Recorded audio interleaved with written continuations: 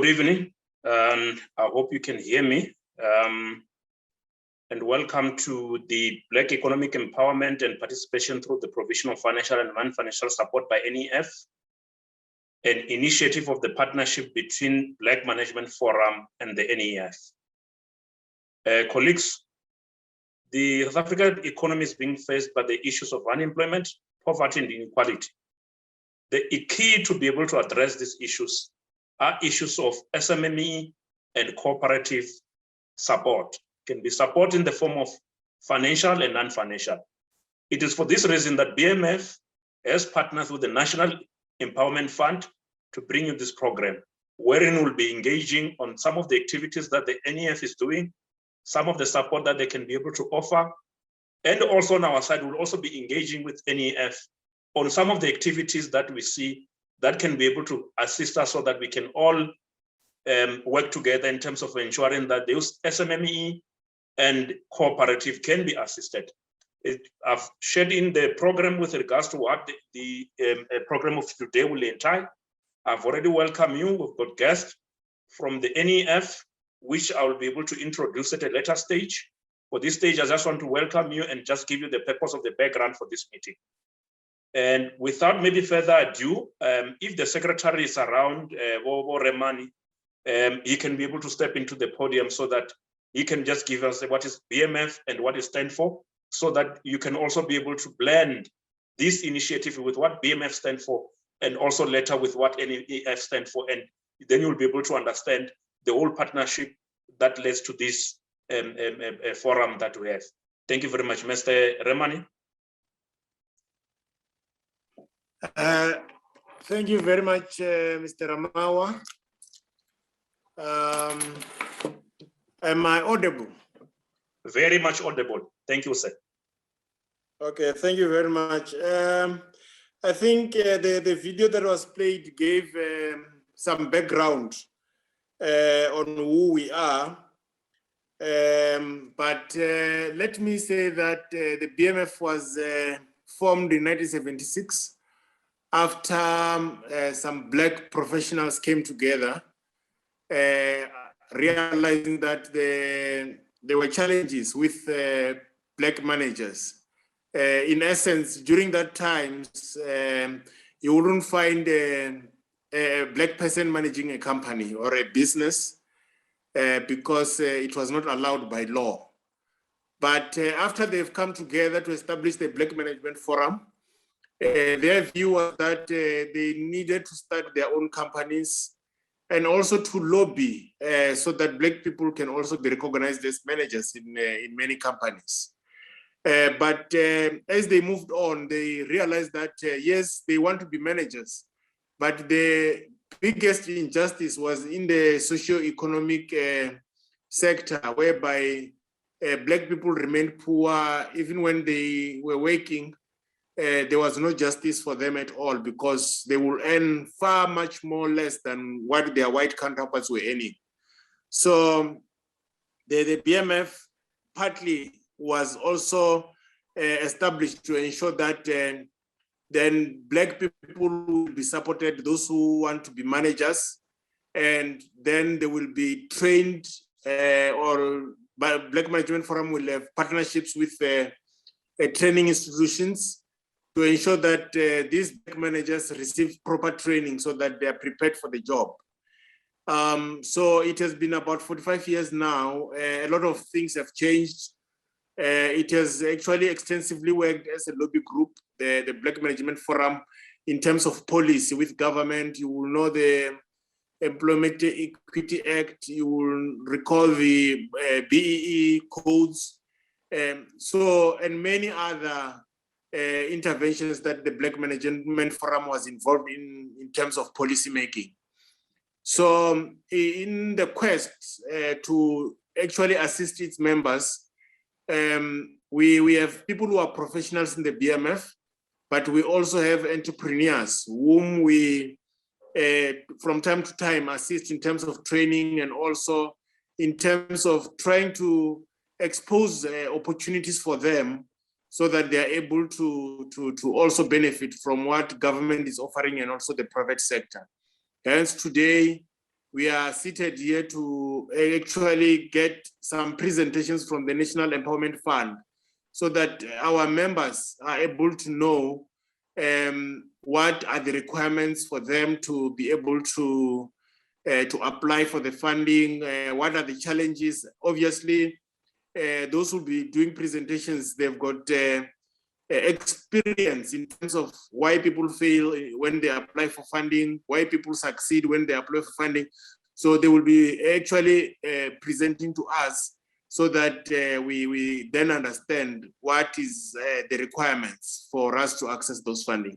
So I'll be very brief because if I go on and on, I might take all the time that we have allocated for this presentation. So let's allocate more time to our discussions and also presentations and Q&A so that we have a better understanding of what NEF is offering us as members of the public, since it is one of those government initiatives. Thank you very much, Mr. Ramawa.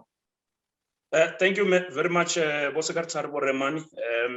Without further ado, I'll be introducing the guests. As I've indicated, we've got two guests from NEF. I'll start with Mr. Ishmael Mohoboya. He's currently employed at the National Empowerment Fund as the regional manager of Limpopo here in our province. He is responsible for deal origination. These include issues of venture capital, SMME startup business acquisition and expansion. His roles also includes the issues of the investment function and stakeholder relation, which involve what we are doing today. This includes issues of entrepreneurship training program, SMME incubation partnership, and community investor program. He had previously worked for the KPMG, Nkonki, and First Rand. And maybe before he comes on board, I'll also introduce also Ms. Nyameka Mandonda, who will do the second presentation. She's currently employed by the National Empowerment Fund as the Enterprise and Supply Development Specialist. She's responsible for negotiating, recruiting, and monitoring the implementation of the partnership funding intervention for NEF Enterprise and Supply Development Initiative. She's also worked for the DTIC, Investec, and Deloitte & Touche. She's an experienced ESD specialist with a demonstration history of working with venture capital in the space with a strong socio-economic development background. She's also a social entrepreneur who has founded the Relentless Citizen Initiative, a public benefit organization geared towards assisting youth and entrepreneurs based in rural areas. She was also part of the team that conceptualized the NEF COVID-19 Relief Funding Initiative, the Click Insurance, the Tourism Transformation Fund, Ekurhuleni Community Enterprise Development Fund, Northern Cape Blended SME Funding. I think we'll start with Mr. Mohoboya, and then later there'll be a presentation by Nyameka. After this presentation, colleagues, we'll have a session where, as ourselves, we can be able to raise our hand and engage with this presentation through questions to the NEF. Thank you very much. Over to you, Mr. Mohoboya. Thank you so much, Dade Chile Valley and the colleagues on the line. Good evening, our valuable partners, BMF, and everyone that is tuned through the link shared. It is really our privilege and honor that we got this invitation as the National Empowerment Fund. I will kickstart the presentation shortly on a higher level. Once I'm done, I'll share or hand over to my colleague, Nyameka, as introduced, to take us through the details or final details of the presentation. I'll share my screen shortly. Give me a sec, please.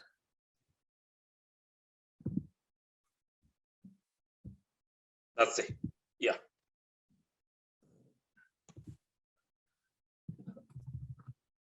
I hope the presentation is visible. Please confirm. Yeah, it's visible on my side. Thank you, sir. So in short, the question is what is the NEF, or what is National Empowerment Fund? So that slide purely tried to summarize the purpose of our existence. In short, the NEF is a driver and a thought leader in promoting and facilitating Black economic participation through the provision of financial and non-financial support. I think tonight, our core purpose of facilitating this session is purely to unpack what do we mean when we say NEF is a driver in extending support through financial means and non-financial support. So primarily our purpose of existence as the NEF is to ensure that the Black communities that operate in business space who previously wouldn't have been included in the mainstream economy are given financial support. But beyond financial support, they are also given non-financial support. So the purpose of the NEF in essence is to ensure that those gaps we are able to play a role in extending a helping hand financially, and we are also extending a helping hand where there are non-financial requirements. And how do we measure our performance as an entity? We ensure that we are able to track our traction in respect of the number of jobs that we would have created or maintained or supported.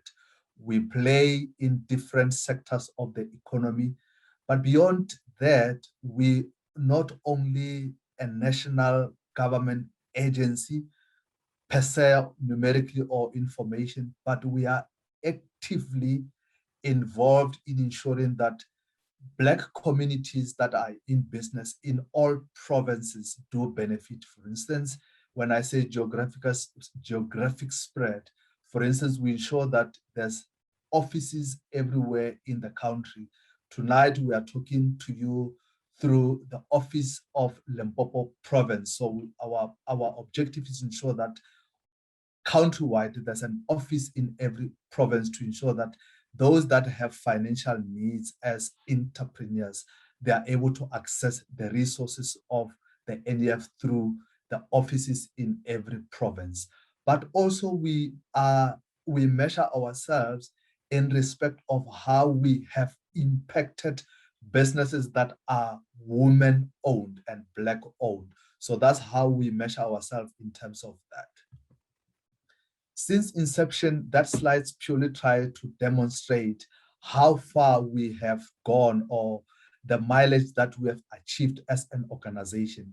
Critically, the first component shows that over the years, we managed to approve over 1,000 transactions worth 11 billion. Out of that 11 billion rands that have been approved, we managed to disperse over 7 billion. It purely means the applicants qualified, the applicants were approved, and the applicants eventually benefited by receiving the funds allocated to those entities. That's why that 7.4 billion represent the money that have been released from the NEF to the beneficiaries in question. More so, that slide also covers, in essence, that our activities have benefited or created over 100 jobs.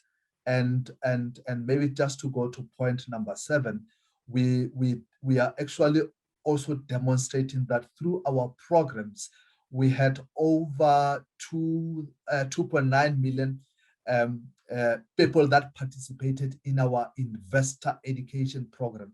Like I said earlier, we don't only extend financial support to businesses, but we go to different communities across the country and extend different educational programs that are financially related, that are savings related. In totality, the communities that we had engagement with, in totality, like I'm saying, there's over 500 communities that we rolled out our initiatives to.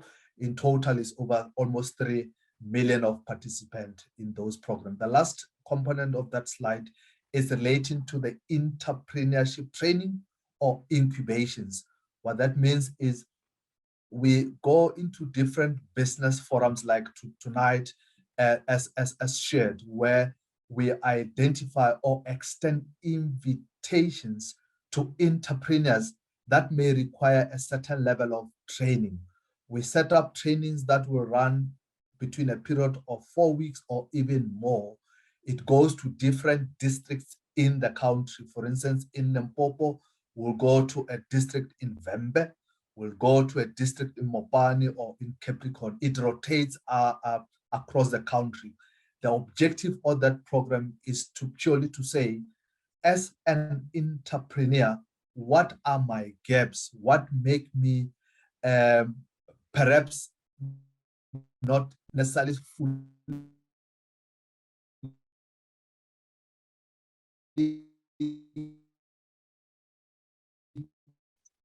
Mr. Mkhoboya, I'm not so sure whether it's only on my side. Colleagues, can we hear him? What areas are considered my area of development? No, we are struggling. We are struggling, Borama. Okay. We're struggling to hear him. Yes. I'll try to repeat back the tour of network. I don't know. It's my Maybe. Yeah, it looks like maybe okay, let's try again. It might have been, let's hope this time around it will favor us. Let's just go again. Maybe you might just want to repeat what we've just said in the last 2 minutes. Okay. I think I had lost the network. It Wonderful. I think you are live now. Thank you very much. Okay. Go ahead. Maybe you can just capture the last 2 minutes so that we don't lose everything. Should I reshare the screen or is it still there? No, reshare, please. It's gone. Okay. My apologies about that. No problem at all. These are things that usually happens. Exactly. The slide Perfect. is the same slide that talks about live today. Wonderful. We are back on track. Thank you so much, sir. My apologies. So I was just emphasizing the issue of the entrepreneurship program that as the NDF we roll out throughout the country. And to date, over 400 participants who essentially the DNA of those participants are entrepreneurs by their own rights. So those are the type of attendees that we had facilitated over the period. This screen purely saying to date in terms of the financial year 2021, these are the number of transactions that we have approved. We have approved 89 transactions worth 520 million. And those transactions, we committed over 520 million against a target of 375 million. We have disbursed, meaning the money that left the NDF coffers to the entities is 408 million. And for this financial year, we have supported over 2.4 thousand jobs. I'm left with 10 minutes to go. So the slide just primarily tried to dissect and give you an appreciation of our departmental composition as an entity. As I've explained, our role is to ensure that we extend financial support to different qualifying enterprises.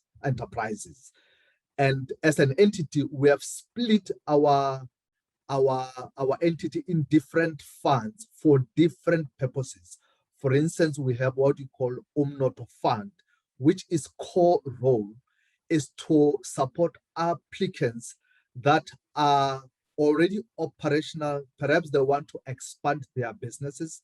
Others may say, beyond expanding my business, I want to also acquire shares in an existing entity, which happen to be a white-owned entity.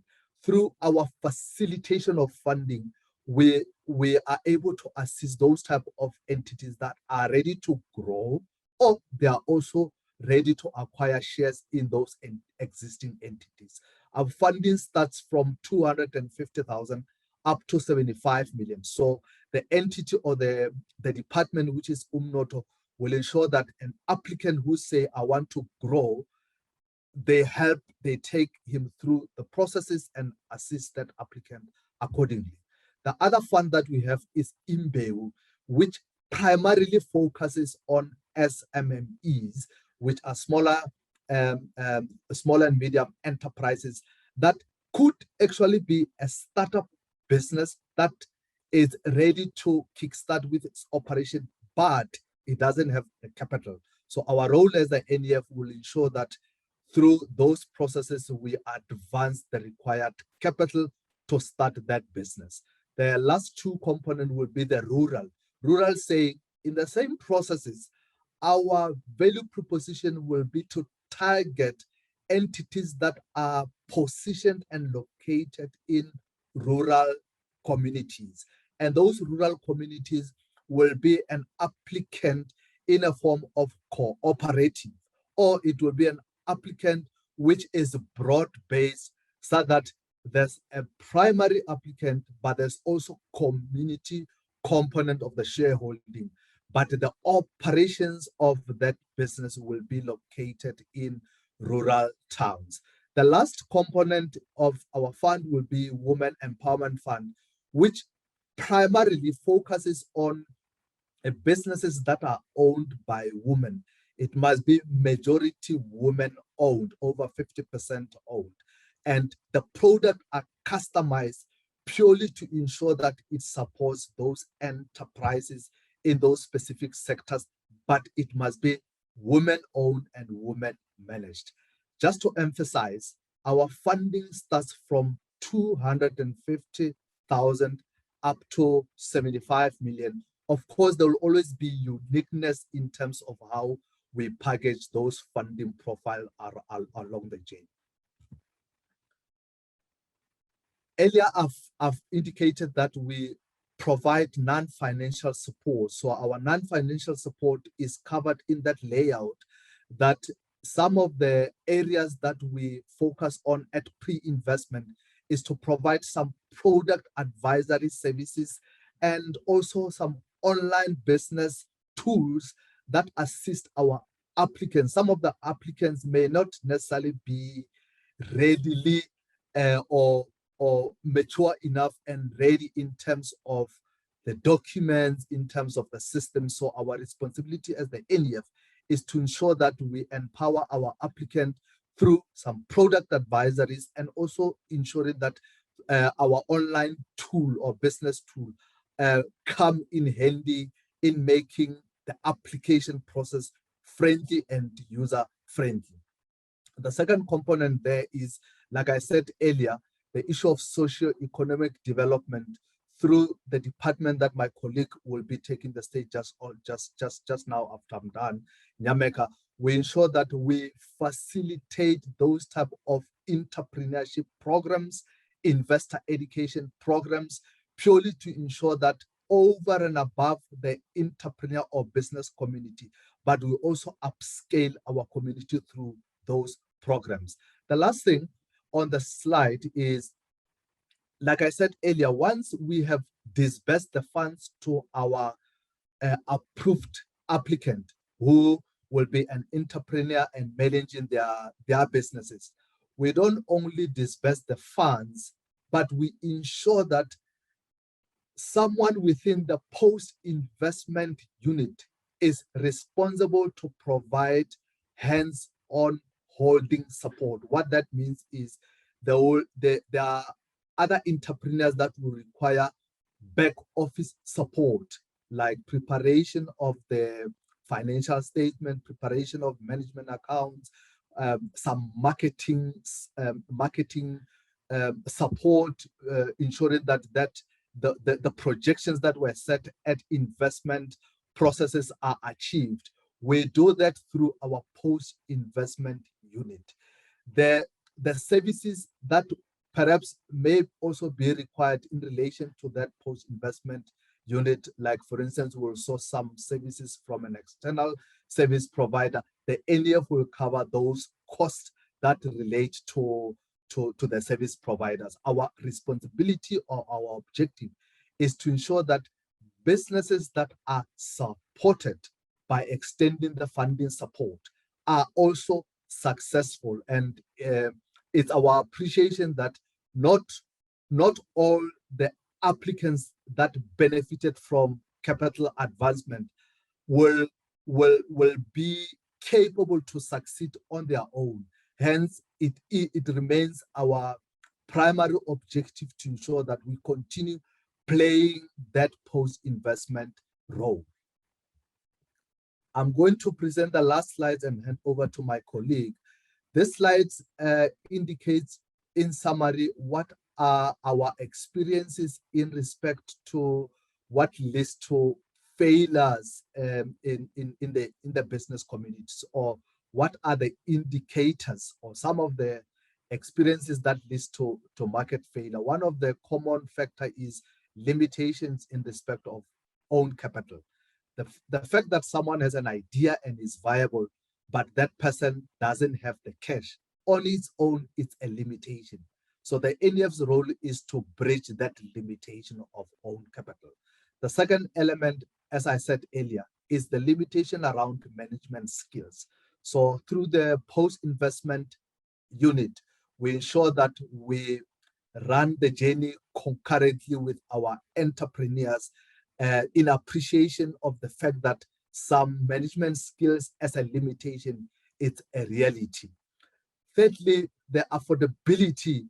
For instance, if someone has to go to mainstream financial institutions to seek for funding support, chances are the funding or the capital that will be advanced to that applicant may not come through at affordable rate. But the role of the NEF is to ensure that when we advance capital, it comes through at a reasonable, affordable rate in appreciation of the fact that the interest rate may also be an impediment to the affordability of or the working capital or even operational requirements of that applicant. So we do that by ensuring that our rates are really affordable.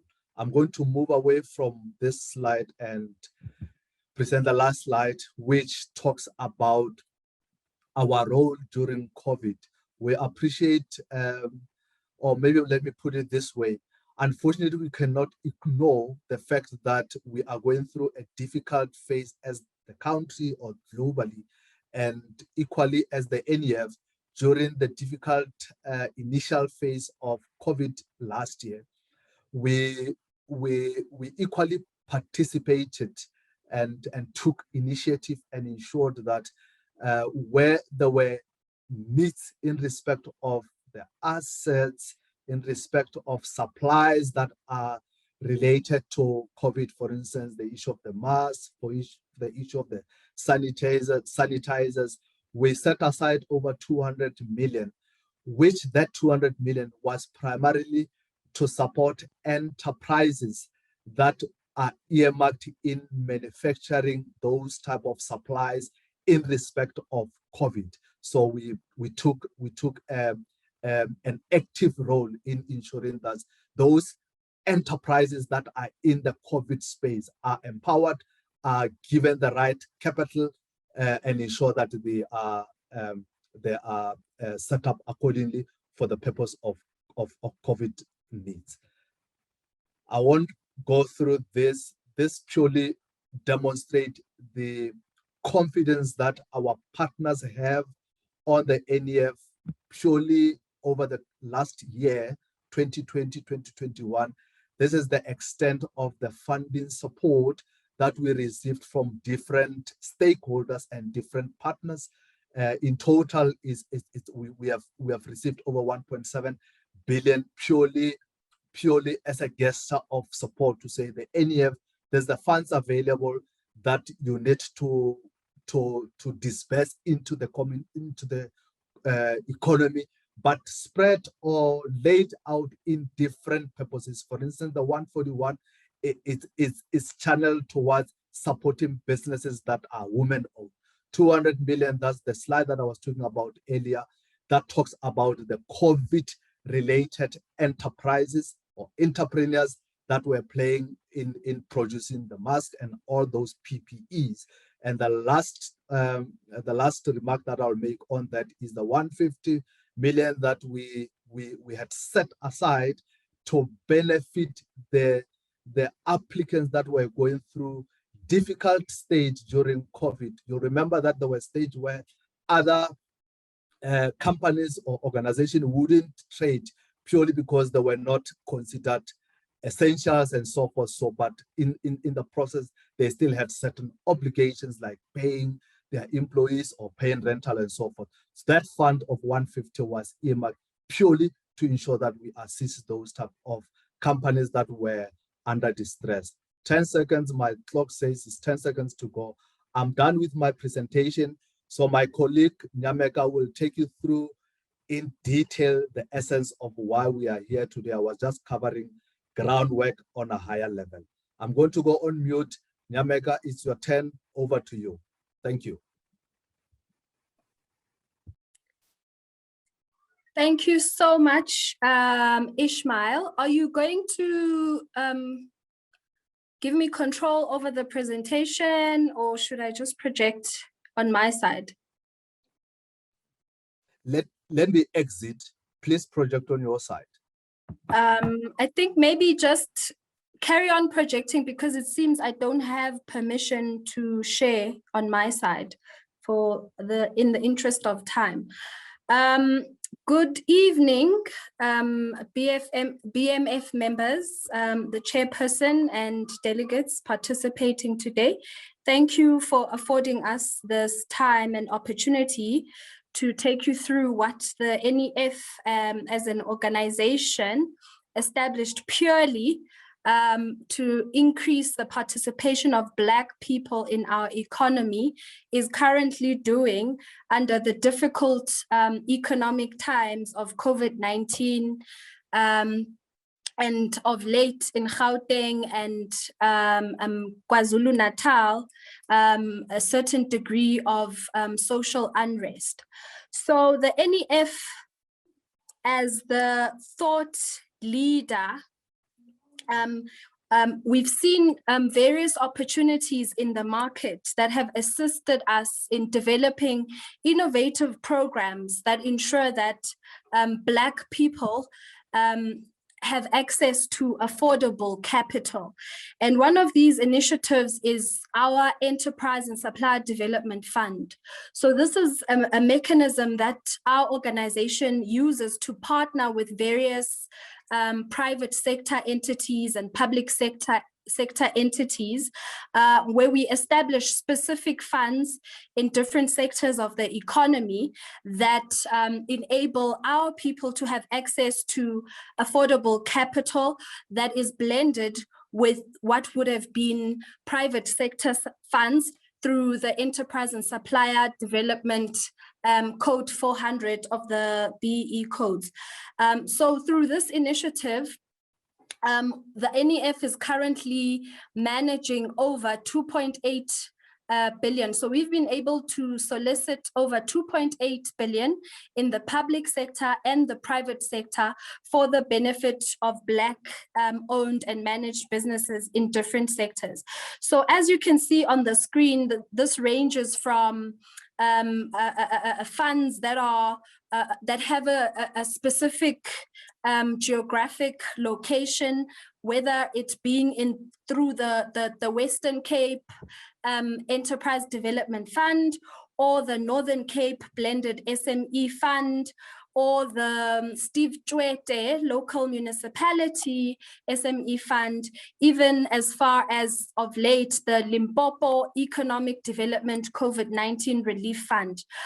We also have various partners in the private sector, again, like the Nissans of this world, BP, Engine, and in the mining sector, Bakubung Platinum Mine. So these have afforded us an opportunity to come up with innovative programs that ensure that our people have access to affordable capital in specific sectors of the economy. Ishmael, if we could move to the next slide, please.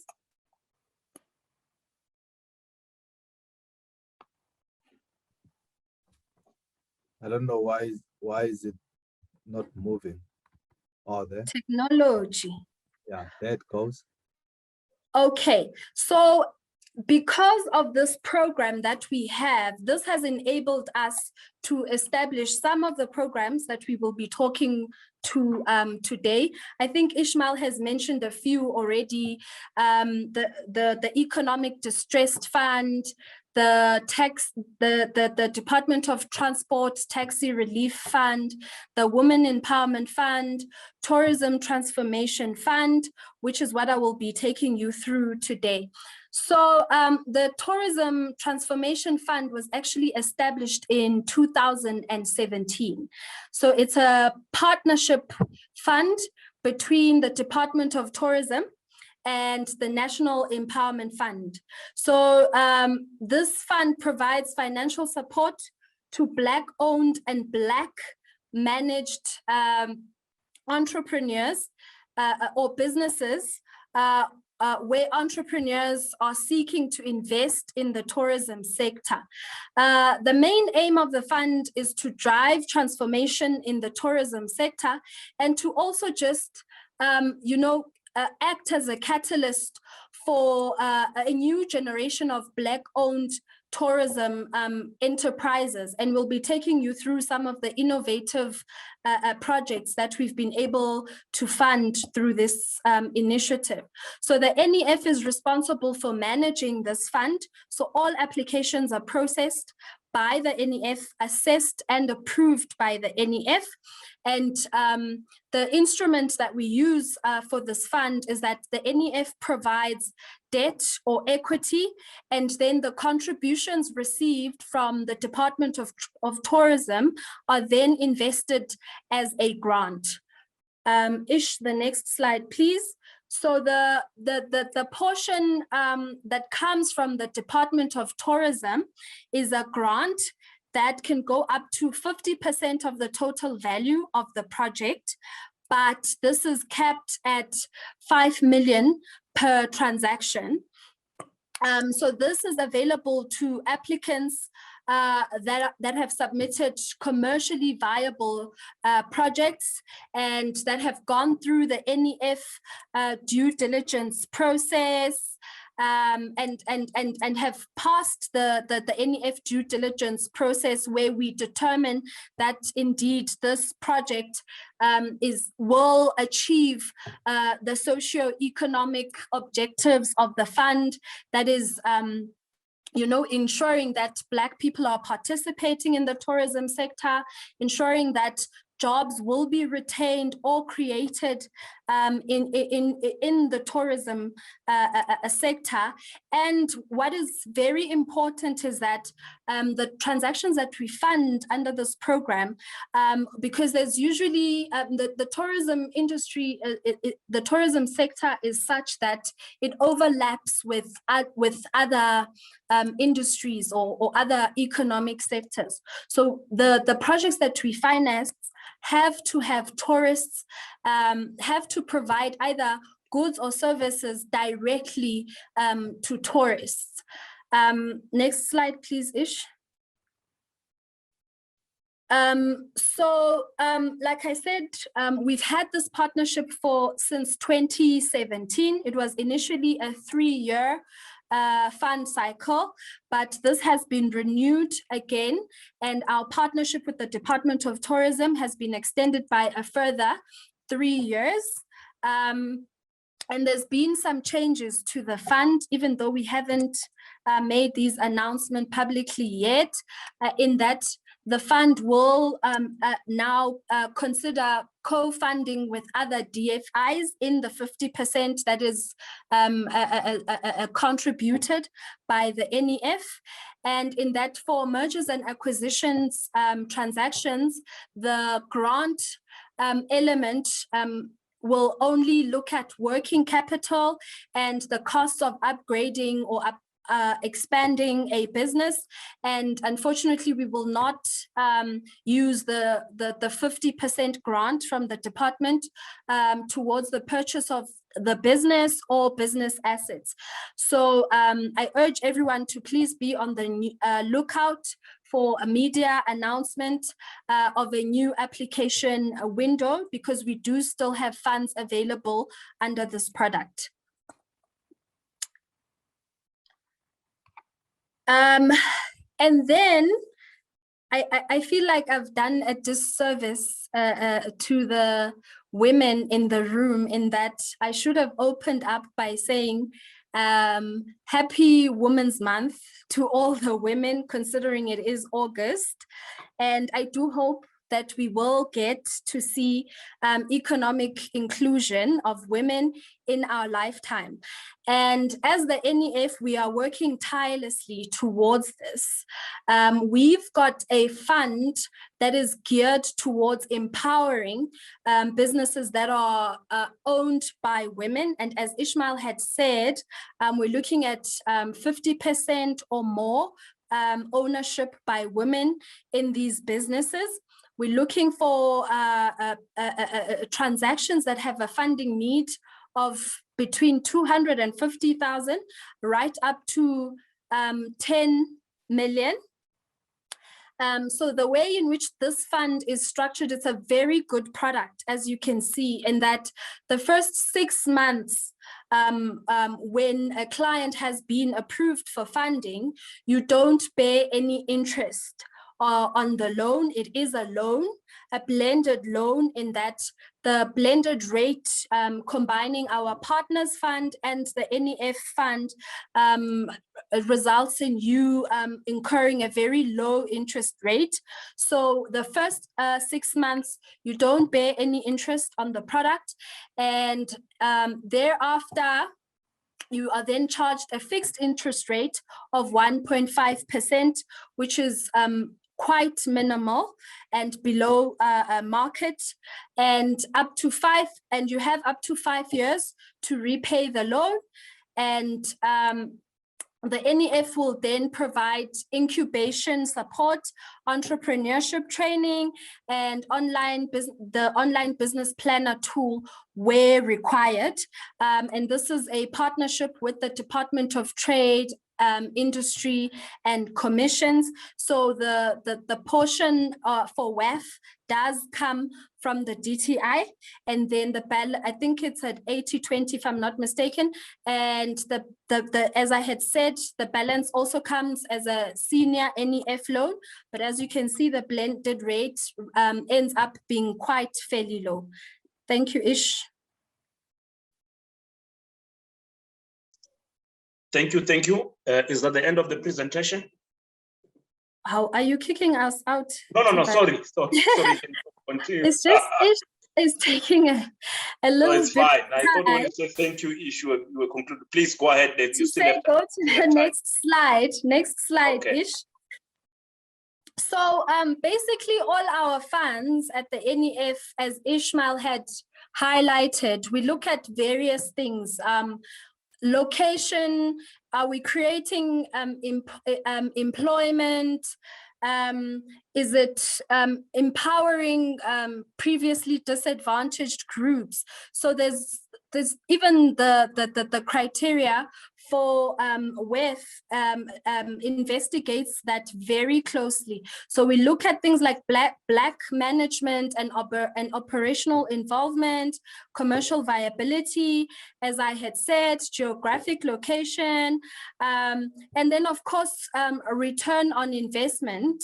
And then the possibility of co-funding with the public sector or the private sector. So this is just a makeup of what the NEF funding criteria is. Please move to the next slide, Ish.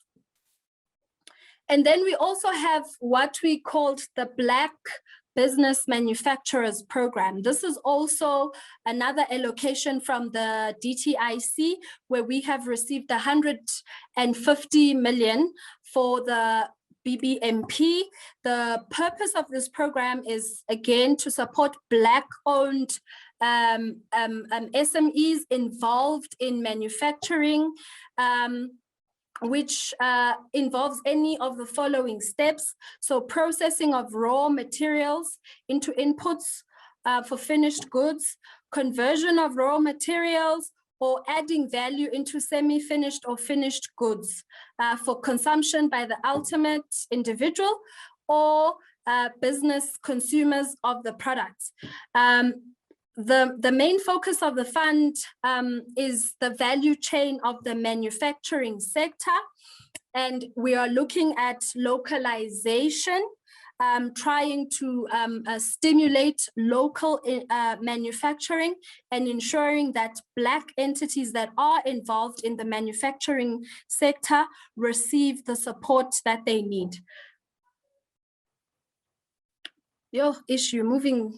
You skipped a slide. And again, here we're looking at commercially viable entities. We're looking at acquisition of plant, equipment, and machinery, improvement and upgrading of manufacturing processes, raw materials, working capital, and any costs associated with delivering under export contracts. Because as I say, the intention is to stimulate local manufacturing and to ensure that Black entities in the manufacturing sector have the support that they require. So the funding instrument that is used is a repayable commercial loan that is at a fixed interest rate of 2% per annum. And we're looking at investments of 10 million and above. But it's not to say we won't consider anything below 10 million, but it will be looked at according to the specific merits that would be associated with that project. Next slide, Ish. My computer is deciding to freeze. I don't know why. Technology. Yeah, it's not even moving. Maybe program director, you could give me permission to protect. It's fine. You can move it around. It is moving now. That's moving. Okay. So, as I had said, we're looking at businesses that are 50% and above Black owned. The business must be managed by Black people. So looking at brownfield and greenfield projects or even acquisition, we fund CAPEX and OPEX, even recent developments. We also have set aside 30 million from the fund for early stage project development. And the funding split on these projects will be a 50-50, where the DTIC portion covers 50% and NEF will then cover the balance of 50.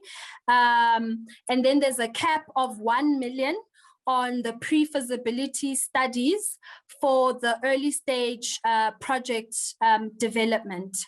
So generally as the NEF, we do not finance what we call sin industries. So we don't provide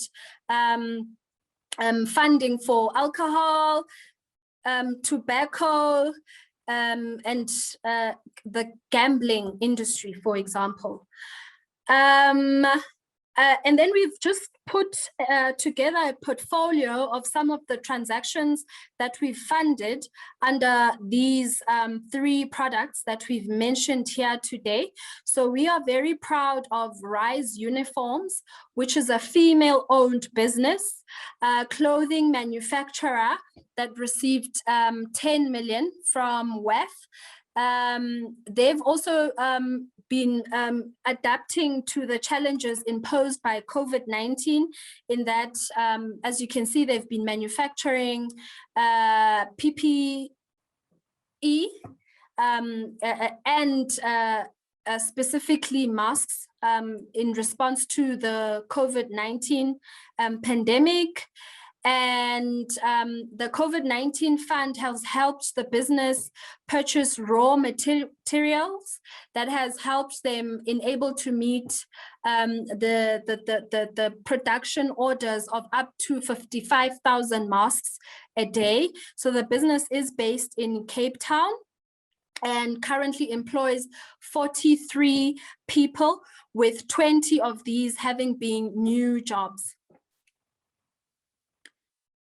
And then we also have Afrobotanics. Hopefully the ladies are familiar with this brand. So they were in the pharmaceuticals. They manufacture hair, natural hair products, and personal care products and household and hygiene products. And then in March 2020, they've seen an increase in demand for their hygiene products, obviously due to the COVID-19 pandemic, and they then required, capital, machinery, so that they could adapt to the new production lines and meet the demand in increased the increased demand in the market.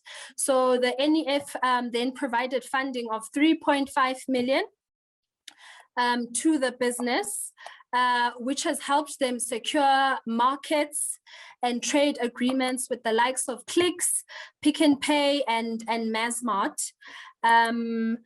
And this business also, the support that we provided also resulted in the creation of 7 additional jobs and the maintenance of the 15 staff that were employed in that business.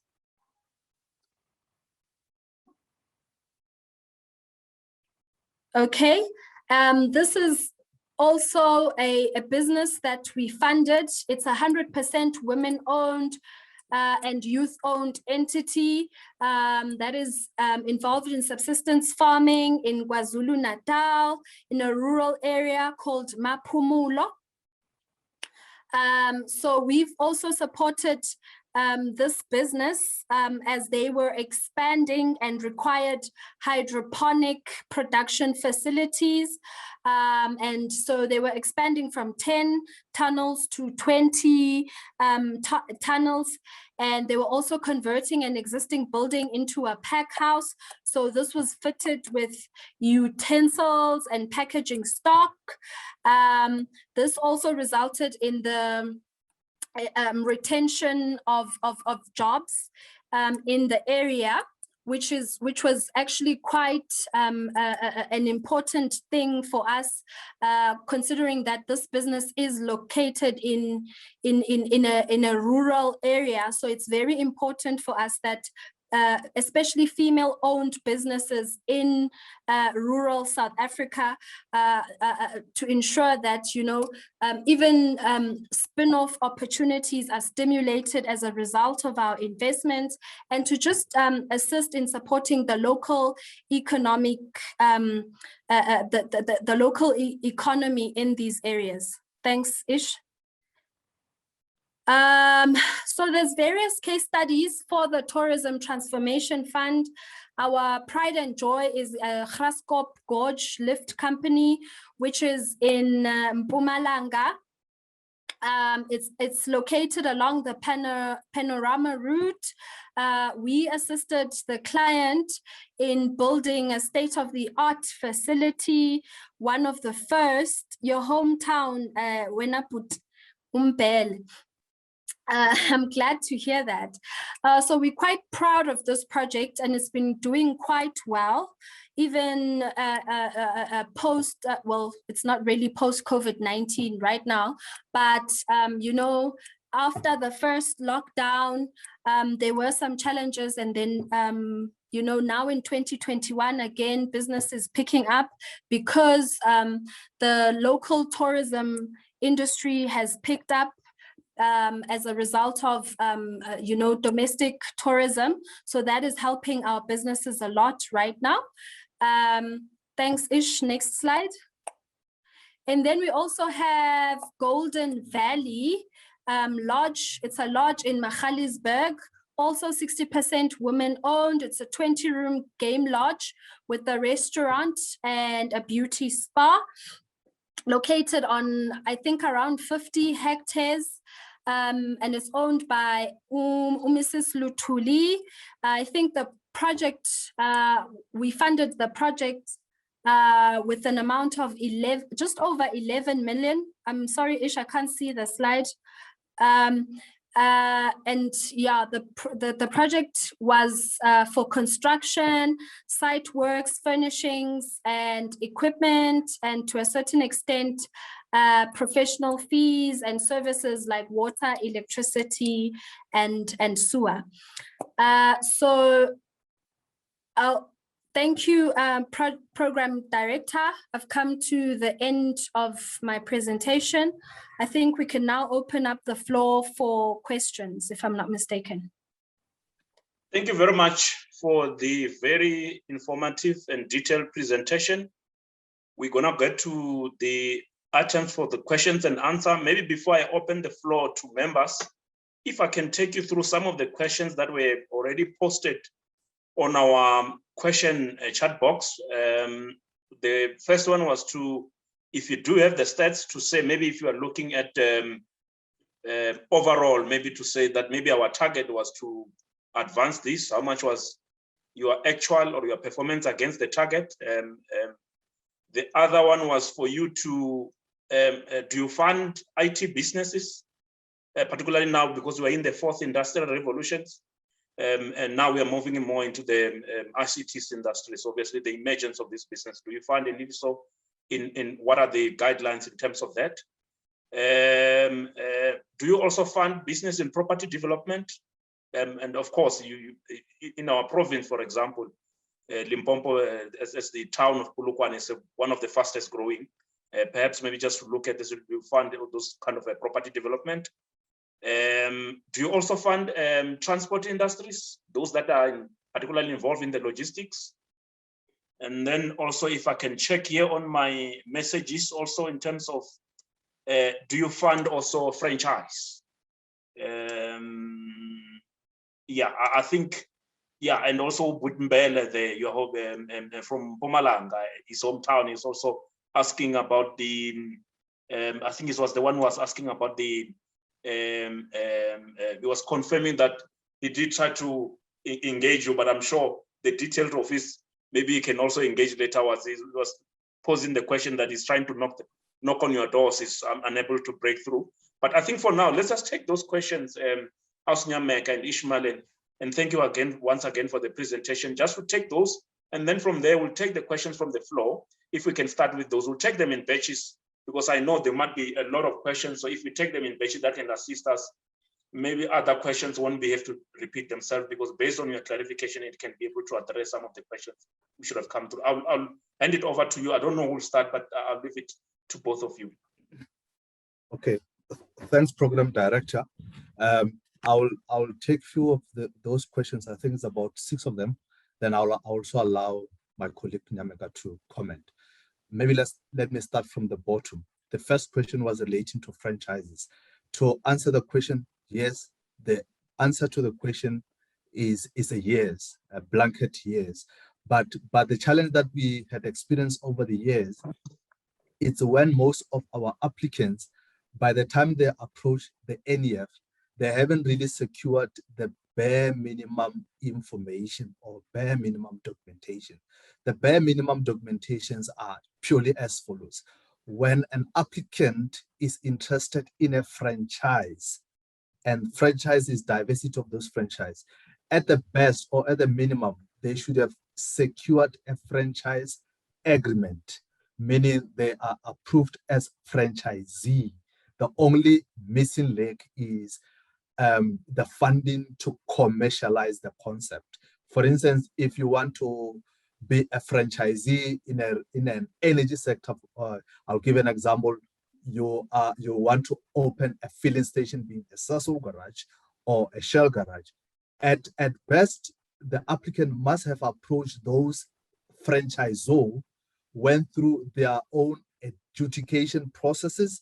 They get approved. When they come to the NEF, at least they should have they should be able to produce the franchise agreement, and equally, they should be able to say, I've already secured a location. But obviously your question is the NEF keen in supporting franchises? The answer is yes, of course.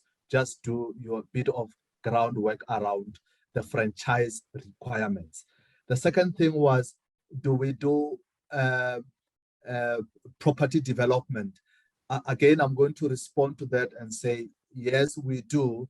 And I'll simplify it by saying it must have been a commercial property, meaning you are developing that asset, and that asset will be occupied by tenants, and the tenants will be paying you as the owner, to an extent that when we run the model, the value of those rentals that you are receiving post the operational expenses are able to cover or repay the NEF loan.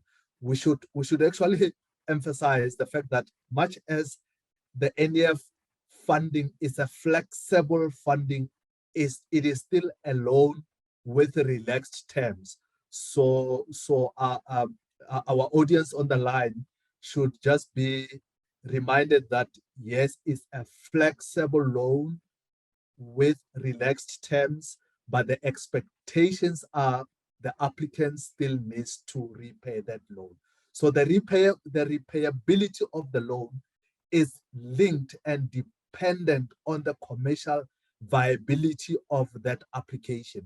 So in respect of the property development, it essentially means the applicant will be relying on the tenant. So when you approach the NEF, at least you should be saying, here are my drawings, here is the piece of land that I've secured. In addition, I've already have some commitment from potential tenants that are willing to occupy my premises, provided that premises is really constructed. I'll take the last question and then I'll allow my colleague to jump in. In respect of performance, earlier I've tried to share a screen that shows our performance for just recent financial year 2020-21. I've actually shared a screen that shows, I can actually just quickly go to the screen, that our target for the past financial year 2021, I still had that, I think it's this one. Is it still showing on the screen? Program Director, please confirm. Yeah, it is. It is. Yes, in terms of, thank you for that. In terms of that screen, just for the recent financial year, from number 1 to number 5, it clearly demonstrates that we had set ourselves a target of 500 million for that year, but we had approved 520. We had set a target of 375, meaning to commit the funds, but we had managed to commit 520 million, and the disbursement in terms of the target, we also achieved the 418 million. So essentially, in principle, what that means is on an annual basis, we set ourselves a specific target split in those 5 components, and come the end of the year, then yes, we'll assess ourselves against those set targets. Let me allow Nyomega to jump in and perhaps answer the other 2 questions that were asked. It's regarding IT and transport sector. Thank you, Ish, and Program Director.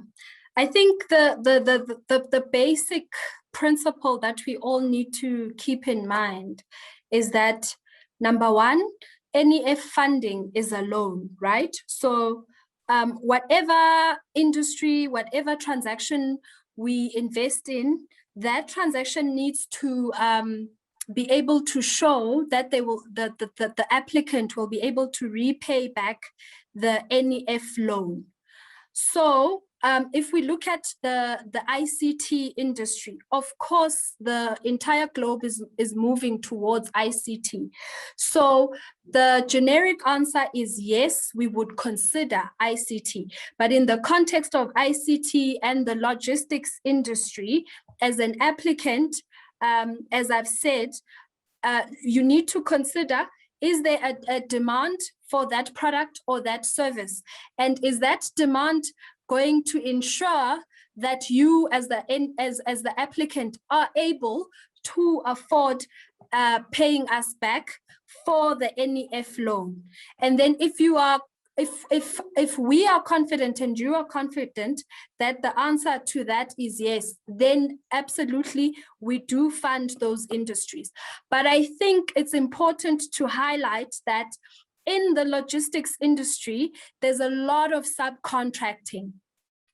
So even though I'm saying, yes, we do fund that industry, I do have to caution everyone that where there's subcontracting, that generally poses a risk for the NEF, because we have what we call cession of proceeds. So it becomes very difficult to implement those agreements where the main contractor, the person who has been awarded this work, is not the person that we are extending a loan to. So we just have to keep those mechanics in mind in our responses.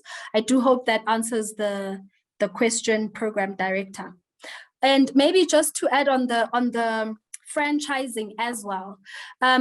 We do fund franchises, and I think Ishmael has articulated it very well. So more than anything, the reason that we like franchising is that it's a proven concept. With, in most cases, reputable companies that we can always refer to try and minimize risks on our side. So we generally like franchising. And if you look at the slide that we projected as well, Ishmael, on some of our partners through our Enterprise Development Fund initiative, there's various franchising opportunities there with the likes of BPSA, for example, the engines of this world, and the Pick n Pay Spaza Shop revitalization program. Thank you. Thank you. And for those, and maybe just to take further questions from the chat box that we have here, I've noted your question. I think it's Bongani. Bongani, what I'll do, because your question is more specific to the application that you've put, I think if you can just drop us an email under the BMF Limpopo, we'll ensure that maybe both Nyameka and Ishmael, they can follow up on the issues of your application that you did, so that they can assist to see how it can be expedited. Otherwise, I feel that if we ask them now without the details of which is the name of the company, it might not take us far. But what we do promise is that if you drop us an email, we'll be able to assist you to follow up with regards to that. Tinashe, you've posed a question to say, indeed, the issue of the cannabis industry, which is now booming, and of which we don't have a lot of black players. But the other part is that our soil is so rich in terms of growing plants. And so I'm sure there are women who are listening, and I'm sure that on your side, Ishmael and Nyameka, the promise that you will have is that if those cannabis industries do meet your requirements, you can give us a conditional a response that indeed you'll consider that. And then the other question was, if the company is currently having an adverse SARS issues, do you consider that? Or do you maybe give them, while you are assessing it, you might say that we are assessing you, but in the meantime, while we are assessing you, maybe go and sort out this, or we just said in the meantime, sort out that issues of SARS first, and then we'll be able to attend to you. And then if I can just check before you come in for the answers. Yeah, if there are any other questions that I've missed out, colleagues, feel free to raise your hand. But I think in the meantime, you can give us those while the members will be raising their hands, or further questions with regards to what we've just responded to so far. Program Director. Yes, ma'am. We have, I think, 3 hands. Yes, Dikodim. We Maybe. have while we are there, 3 hands, maybe what we can do, if we can accommodate 3 hands with those, would that be a lot, or should we give you a chance to answer those? And then we open the floor for those 3 hands, Ishmael and Nyameka? I'd propose let's deal with the 2 questions, then Chair, then you Okay, can no, go ahead and answer those questions. And then the 3 hands can just ready themselves. My apologies to the 3 hands. I couldn't see, I think maybe the issue of the technology, but after this, they should feel free to just enter the platform so that we can raise those questions to our guests. Go ahead, Ishmael and Nyameka.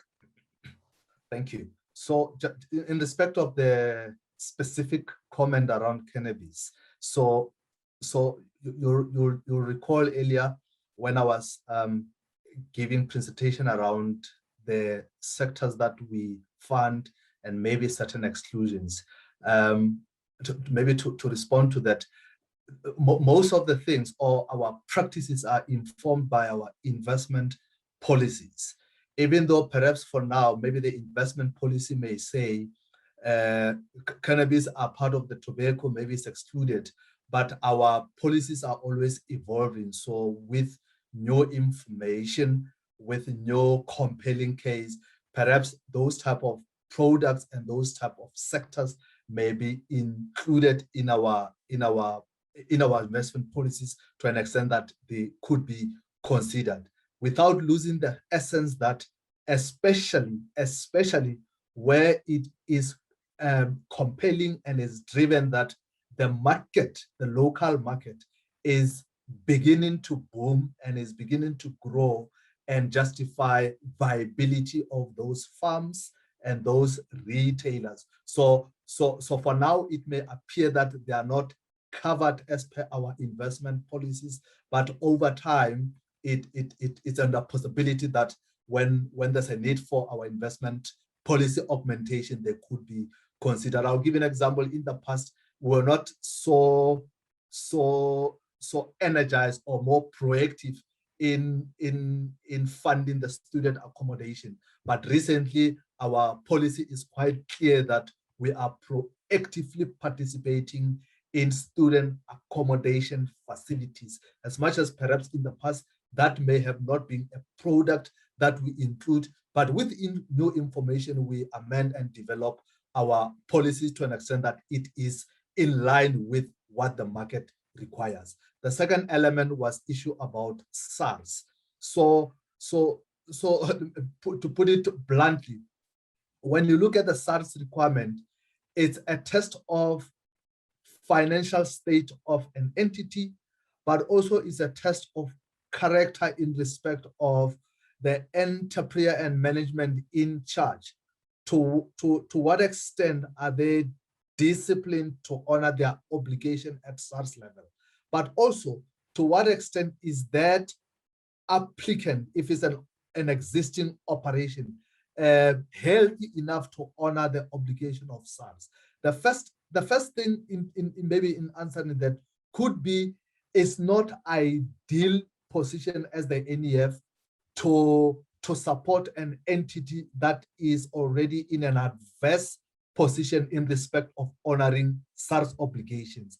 However, we are always flexible to allow our applicant to enter into payment arrangements that are binding towards them, and they are also competent to honor those payment arrangements with SARS. But with no payment arrangements and with no some undertaking of some sort that is binding, it becomes really a negative response from us as the NEF to assist that type of an applicant. So our answer to that would be, it will be more like a referral to say, let's find a workable solution. And most of the time, a workable solution is one SARS accepting to enter into a payment arrangement with the applicant, and then moving forward, provided the entity is commercial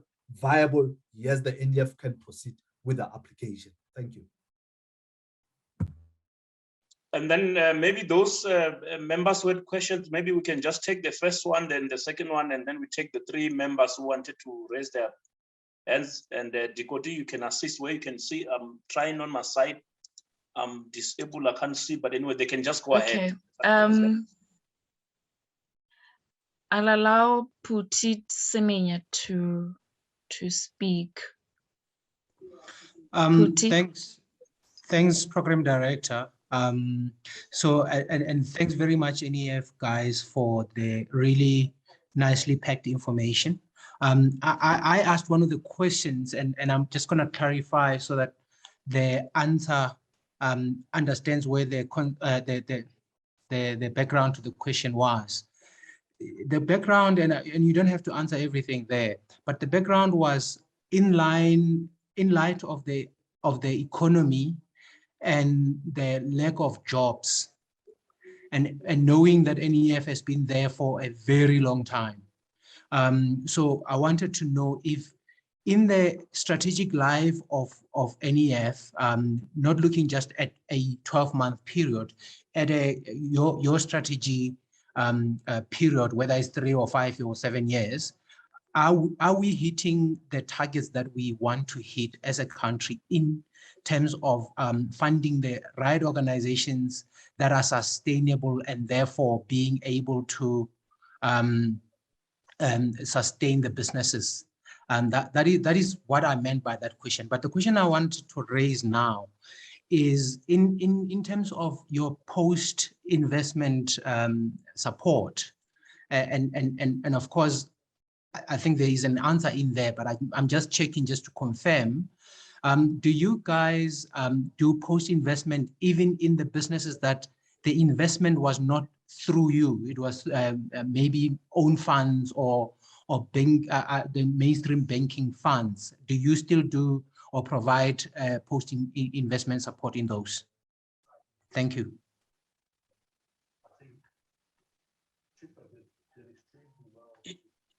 Maybe let's take, there was is it Tandile? Tandile, do you mind if you just pose your question?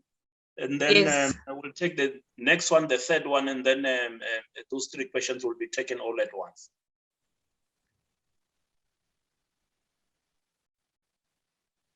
Okay.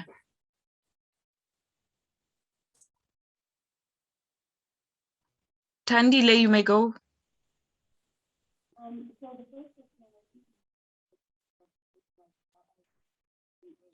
Tandile, do you mind if you raise your voice and the voice is not really coming out clearly? We can't.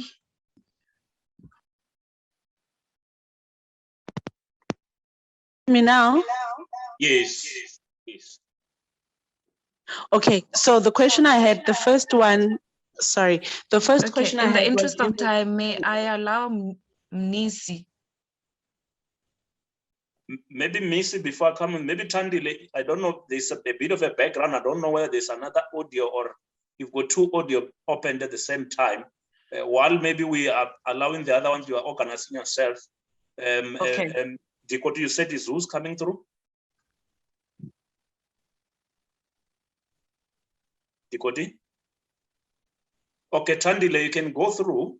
Just ensure that you've got one device open so that we don't get that problem. Thank you. Okay. Tandile, your network is bad. So can you still not hear me? I can hear you now clearly. Try We now. can hear you. We can hear you. Okay, so the first question is 2 questions. The first one was in the Q&A. I was asking with regards to the purchasing of equipment that is not available in South Africa and purchasing it from abroad.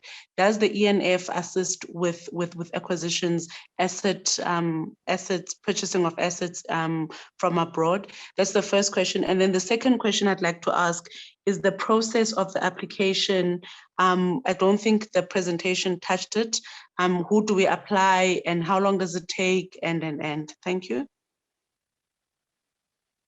And then we can move on to the third one. If there is still a question, you can just come through so that we can take. Nisi Yes, is supposed Chairperson, to be the next one. Nisi is the next one. Okay, Messi. Nisi. Or Nisi. Please, thank you Yes. very much for that. Nisi, the floor is yours. Okay, look like we don't have Nisi. While maybe somebody's organizing themselves on the background with maybe any questions, will allow our guests to be able to attend to those 2. Nyameka, please start. there was I'll jump. Please start, take 2 or so, then I'll respond to the other ones. Okay, maybe let me start with Tandile and the purchase of equipment abroad. So remember, the intention of the Black Business Manufacturers Program is to stimulate local manufacturing, right? So if you consider the policy of DTIC for localization, there's certain products and equipment that are designated as available within the country. So with the BBMP, we will consider funding equipment that is purchased abroad on condition that, Tandile, you can prove that that equipment is not available locally. And then in terms of the application process, Ishmael is going to, I'm assuming you are also based in Limpopo. And as we've said, we've got regional offices across the country and regional managers in those offices. So after this session, Ishmael is going to share his contact details, and then you can submit your application to Ishmael directly. And what we'll also do is we'll share with the program director and the chairperson the NEF application form and some of our checklists for the different products that we have in the organization, so that you have the information up front before you email it to Ishmael. So I think that will help. It's very difficult to say how long the application process itself will take, because that is always dependent on the quality of the information that you submit. But generally, just to give you a sense, we have a committee that sits every week that looks at transactions below 10 million. So that committee sits every week, and then it might take a little bit longer for transactions that are above 10 million, because that will require an additional layer of approval. And then in terms of our targets, I think that one is a very difficult question, Buti, in that outside of the challenges that we've experienced in the last 2 years with the COVID-19 pandemic, I think you'll note that globally the economy was already slowing down in any case. And then we have the difficult mandate of ensuring that Black people are participating in the economy. So I would say with the resources that we've been entrusted with, looking at our statistics today, we are achieving our mandate. We've done the best that we could to ensure that over 7 billion of money that is invested in the South African economy was actually invested for the benefit of Black people. So of course, that is not enough, considering that as a people in general, without sounding too political, there's a lot of catching up that we need to do. You know, it's an everyday fight, but I think it's a fight that the NEF is dedicated towards, and we are putting on our thinking caps in the innovative programs that we are coming up with, the innovative products in the different sectors that we've shown here today.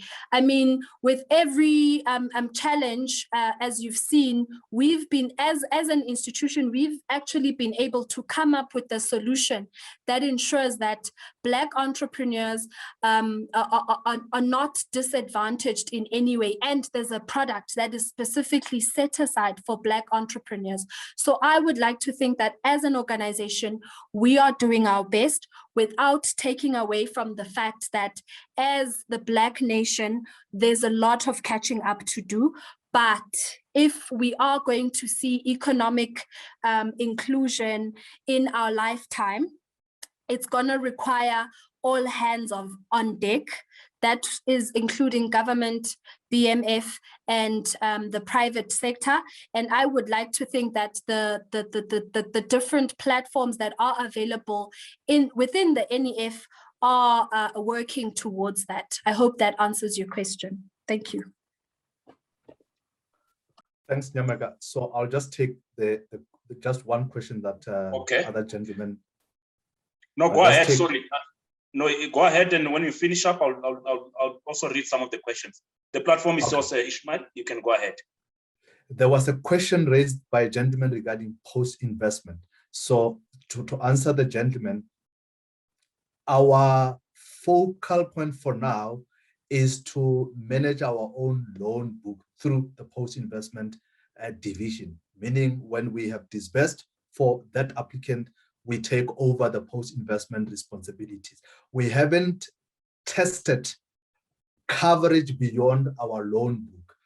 But in respect of Limpopo, maybe the gentleman after this session, I'll share my contact details, we can talk offline. But in respect of Limpopo particularly, we have partnered with our local economic development and tourism, the DED, in ensuring that through their program of productivity essay, they are able to provide the same services of post-investment beyond the LIDET loan book and beyond the NEF loan book. So it's primarily possible outside the scope of NEF, but for now it's still limited within the boundaries of Limpopo. So let's have that detailed conversation later. If maybe it's the loan book that is sitting at the bank or sitting at another DFI, there may be some synergies and beneficiation through this program of productivity essay. Thank you. No, thank you for that. Maybe just to last round of questions before we close. The one of the participants is involved in the business of events management space, and it has been sustainable until obviously the COVID, which has been common in terms of all business sectors. It has been adversely affected by the issue of the COVID-19. But now they've seen a property of which there's got a storage and business operating within it. Which is fully let. In other words, they want to purchase that. And now they're thinking of now approaching NEF to say that, can you now assist us so that we can now purchase this property? Of course, they consider it to be part of their strategic initiative that will leapfrog their business in terms of moving forward. That's one part. And then the other one was just asking a question where they said, how do I determine the type of assistance do I need between non-financial and financial? I hope, of course, you'll just take us through about the education programs that we have so that people are empowered, so that they know whether they want financial or non-financial. The other one was just to say that these participants saying that they were in a tower operator business, again, due to COVID-19, and then they encountered a bit of a debt because they had to refund some of the traveler in excess of whatever amount. Then they're saying that, but anyway, overall the business is viable. Can then we approach you? But they will be having a bit of a debt from what I'm reading from the question, to say that how are the chances in terms of them being assisted in terms of that? And then I think, yeah, I think I would like to believe that I've covered the question. Mr. Ramawa? Yes. Mr. Ramawa, may we also let Mnisi, who was... Oh, yes, Mnisi, yes. You'll be the last one. I'll just the last. Yes, I'll just unmute him so that he can pose his question. Okay. Mnisi? Mnisi? All right, Yes. Thank you very much for unmuting me. All right, my question is so short. I think it has been answered, but then not fully. Then the first one is that I joined the meeting later anyway, like it was very late. I want to check that if you fund us, what kind of support do you provide other than financial support? That is the first question. The second question is that if you receive our documents, how long basically do you take for assessment or maybe for evaluation for maybe funding that requires less than 10 million? I just want to check the period, even if it can be estimated, because she said that it takes time, but then I just want to check how long maybe estimation that it can take for us to know whether we are going through or not. Those are the two questions that I have. Thank you. Okay, thank you very much. I think maybe colleagues, if there are other questions, what we'll do is that you've got our email address under the BMF Limpopo. Dikoti is our coordinator. NEF is our partner, and this is an ongoing relationship that we are having with them. And so don't feel cut out. What we're going to do is that you can drop us those questions through Dikoti. Will facilitate to ensure that you do get proper response to your questions. But I think over to you now, to Ishmael and Nyameka, just to wrap up and be able to address and respond to those questions. If there are other items that maybe you feel that those questions are indicating certain part that maybe you might want to expand on, you can feel free to do that, so that at the end of the day, it just benefits all the participants in general based on those questions. Thank you. Thanks, Okay. Chair. Do you mind if I go first? Ladies first. You can go. I'm exercising. Okay. Okay, there's a few questions that I noted. Maybe Ish, if you go back to the non-financial slide quickly while I answer the question. One of the questions was that, does NEF have an opening and closing date? No, we do not have an opening or a closing date. You can, as we have said, just send your application through to Ishmael. We will share our contact details after the session. And then the second question from Uputi, assuming that everything is in order, that your application is absolutely perfect, as though it was prepared by Ishmael himself, 6 weeks. Assuming that everything is in order. Ne? And then I just wanted to hone in on the financial and non-financial support services, because there seems to be a lot of questions on the chat on this, right?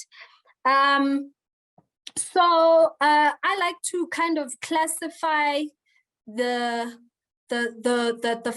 non-financial support in terms of services provided within the NEF and some services that are outsourced, right? So, and generally the services that are outsourced is where I don't want to say free for all, but generally there would be a public announcement, as Ishmael had said. If we are doing entrepreneurship training in Limpopo, then that means anyone can apply. So you don't necessarily have to be an existing client of the NEF to apply. So if you look at, oh yes, now the slide is showing. So if you look at the initiatives available within our pre-investment unit, right?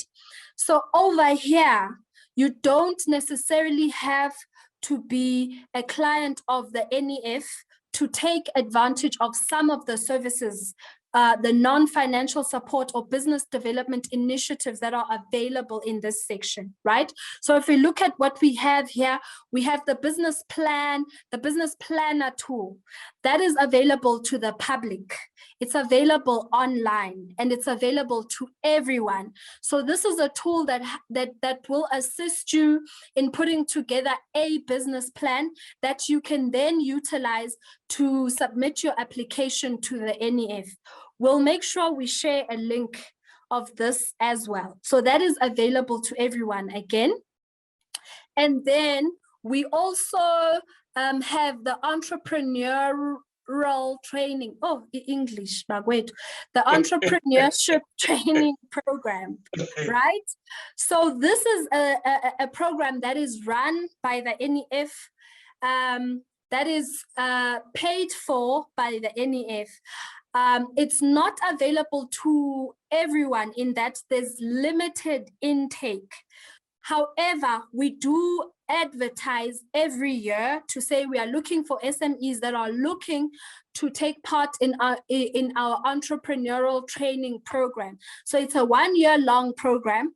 We issue out adverts beginning of the year, and then you are onboarded for a period of no less than 6 months, where you get classes and you get mentors for whatever business you are involved in. So that is also available to people who have not contracted with the NEF yet. So general public. And then we also have what we are calling the investor education program. So that is the program where we are promoting a culture of savings and investment. So that is an outreach program that we do across the country as well. So we go to various communities and we educate them. It's a partnership with the National Credit Regulator, where we educate communities and groups about the importance of savings and investment. This also provides an opportunity for the NEF to actually inform the communities about the products and services that are available within the NEF. Again, there, you don't have to be contracted with the NEF. If I look at what I'm sort of classifying as internal business development services or non-financial support now. So these are services that are available to people that Ishmael would have clicked on a button to say approve.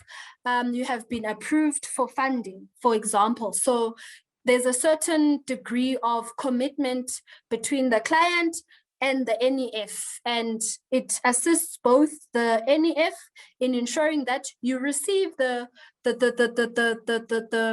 support that you need to try and give you the best chance at being sustainable and successful.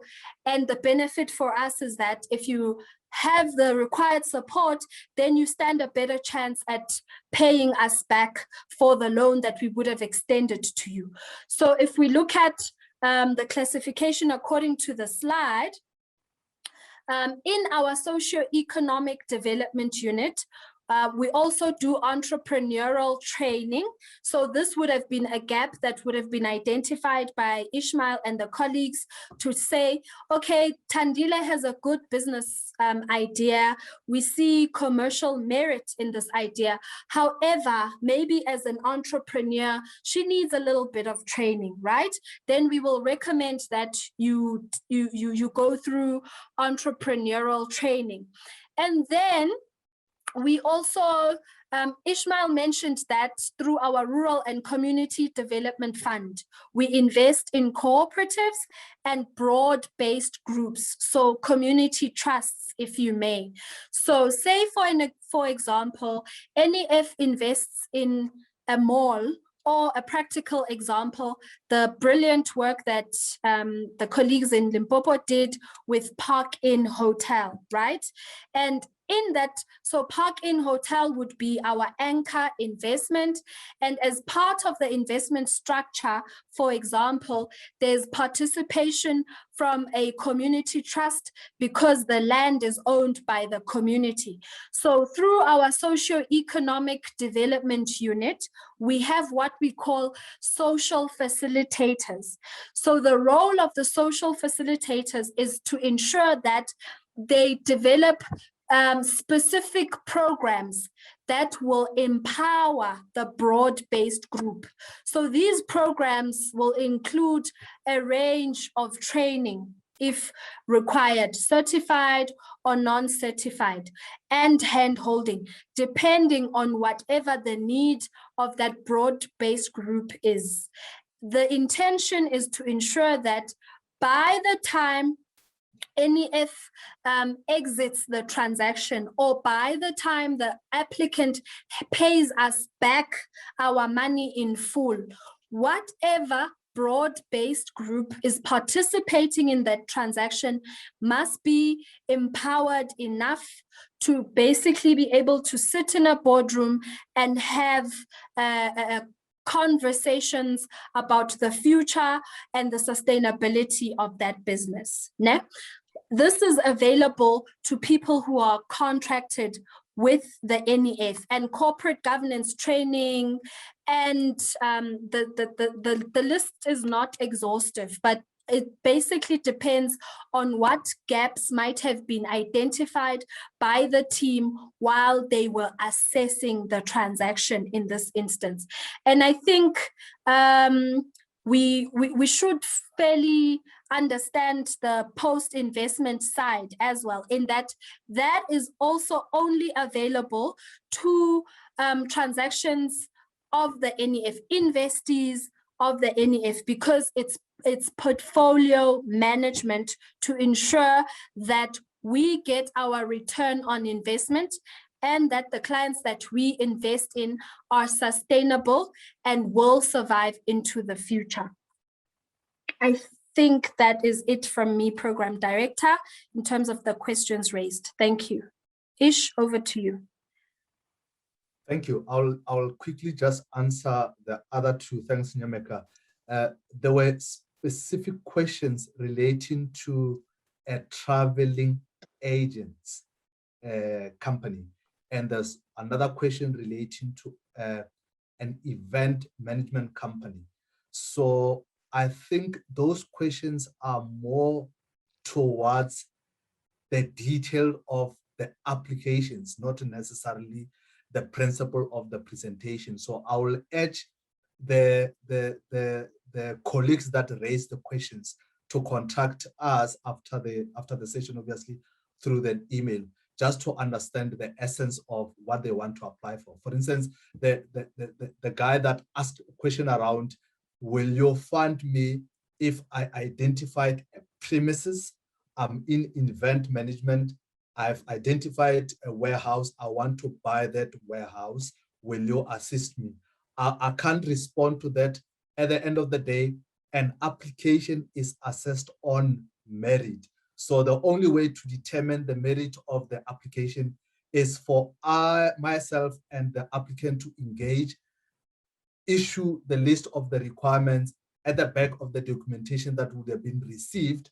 Then we will be able to determine if there's a merit to support that application or not. The same response is similar to the other inquiry or question relating to, I have a travel agent company, I'm not necessarily profitable or so, and so forth and so forth. Can you assist me or can you support me? Same response. It's a question of contact us with your application. We'll respond to you in respect of the requirements at the back of your application, but on merit, we'll be able to have a response or a feedback if there's merit to support you. There was a question around how long does it take from start to finish before the applicant get a response or feedback. Nyameka has actually responded to that, but I just want to consolidate that response and say, with our experience, every sector and almost every application by nature, already we have a ready-made, customized checklist of information that is required as bare minimum to assess bankability or to test commercial viability of that sector or of that application. So immediately when you apply, at the back of that application, I will immediately respond to you and say, oh, you are applying to open an OBC chicken outlet. Here are the requirements. Or you are saying, I'm applying to open a B&B outlet. I'll forward to you to say, okay, at the back of that, the following are the requirements. But my experience and my encounter with a lot of applicants are, once you send through just basic list of documents you expect or require from them, they never come back with energy, the same energy like they've applied before. they never really come back, they never submit the application, then by default, it means that application will not go through. So I'll just encourage you that once there's that interaction between myself and you at the back of the required information, please invest the same energy that you had shown by collecting that type of information, because the only way to motivate your application is through available documentation and through available information. In short, Chair, that's my response to those three questions. Then the best way to look at that is our interaction with the applicant, then we'll take it from there. Thank you. No, thank you very much to our partners, NEF. This is the start. We are still going to have more interactive engagement since we share a common goal. I'll hand over to the chairperson of the BMF Limpopo for a vote of thanks, Mr. Mutsei. Thank you very much, the treasurer, the program director of the day. I think, let me start by saying Ndate Ishmael, thank you very much, sir. You know, I was sitting at the back, and one of the reasons why I was sitting at the back, I was monitoring the chats, and I was monitoring, and people are busy flooding me with of appreciating the in-depth of the information that you just gave us.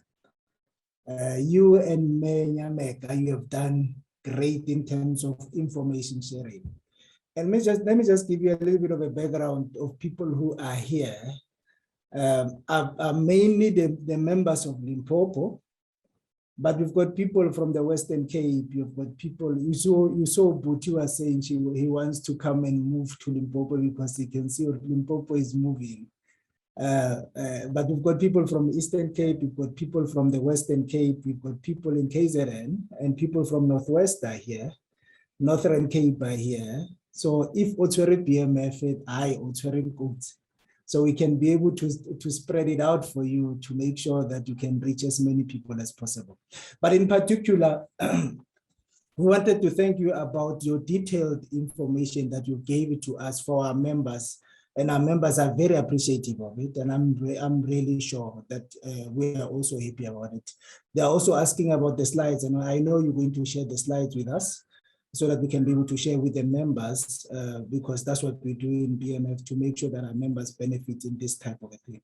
And please, when we say to you, these are the members from BMF, please look at the application with the eye of saying, let's find out what is it, so that we can be able to push and they can be able to get this funding and moving forward. And I heard you saying you've got about 5 million grant, obviously for an applicant who qualifies for that. I hope our members were able to see that. But I want to take this opportunity as well to thank the board members, Nyameka and Ndate Ishmael. We also have board members who have attended this event. In particular, just to mention them, we've got Batile from Northwest, who is part of the board members, and we've got Mr. Nokwaja from the Eastern Cape, who is the chairperson of the student chapter, and we have Mr. Classic Hopa, who is the national chairperson of young professionals who have graced us in this particular event. So we want to also acknowledge them and thank them for attending. They didn't have to be here. But I also want to take this opportunity to thank our provincial treasurer, the one who was leading the proceedings today. From the inception of this, I know he's the one who initiated this conversation with you until we find this day to be where it is now. I want to take this opportunity also to thank the provincial secretary, the one who told us about BMF and give us the background a little bit. We want to thank him for his dedication. He made sure he's one of the team that made sure that this becomes a success. I also want to take the opportunity to thank our deputy chairperson, Matulas in absentia. She had an engagement, so she could not be able to be here with us.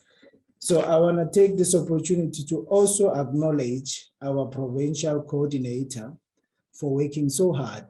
Maybe you just had, maybe as we're asking questions, we said Tikoti to interject.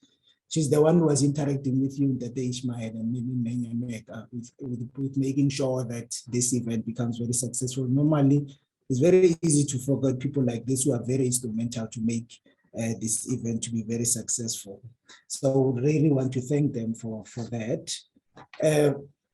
We've got branches in BMF. So in Limpopo so far, the viable ones are about 4. So we've got the other one in Dubat, we've got the other one in Toyando in Bembe district, and we've got the other one in Mokopane, which is Waterberg. We've got the other one in Polokwane, which is Capricorn. So that 8 mile, they're going to make you work a lot. You'll see a lot of floods of application that comes from our members. And also the other ones that will be coming from the other provinces as well. And please feel free if they invite you to go and make the presentation to their members in other provinces as well. So would really appreciate, so that it should be one big umbrella, because the stats that came out today was very shocking in terms of the unemployment rate and stuff, that we're sitting close to 34%. And really we can't be very happy about that. I think it is now time that entrepreneurs need to be there and be supported and be funded, so that they can be able to create the sustainable jobs and jobs that will be able to assist our people that happens to be in a very impoverished situation that we find ourselves in at the moment. So entrepreneurs are the ones that will save this economy, and so they need to be funded. And we're really happy about what the NEF is doing in making sure that they are assisting us when it comes to this. So we'll assist some of our members in terms of making sure that they submit their applications to you. And I don't know if I forgot, sometimes mentioning people by names, you sometimes forget people are very important, but I saw even the provincial leaders, the branch leaders who are here, thank you very much, and other people from different provinces. And those who are not members of the BMF who have joined, that we have invited, I think it's time for you to join BMF now, so that BMF can be able to assist you moving forward. And I see Menya Mega that your background is BMF. We've got branches in Joburg. You can also join our branches there. And that Ishmael, I will bring the application so that you can join us as well. It becomes easy when you are part of us. Yeah? So thank you very much for this time. That the MC Provincial Treasurer, I'm going to take it and give it back to you. Thank you very much. Thank you very much. And we maybe just in parting shot, we're going to have a follow-up. When I mean follow-up, I don't know, maybe I'll say 6 months from now, but I think let ourselves and the team work together behind the scene, because we believe that this kind of initiative in the business and loans application are a continuous activity. So we don't want to just give you one bite and then we stop it there. Otherwise, we will not reach our intended goal, which is to ensure that many businesses are actually accessing those funding and they are growing, and then they're creating more employment. Thank you very much. And in that case, then we'll propose closure there. Any other further activities, you'll engage with Dikoti from BMF Limpopo, and also the issues of memberships, please engage with Dikoti so that we can be able to facilitate those. Colleagues, very good night, and thank you very much for your opportunity and your time. Thank you.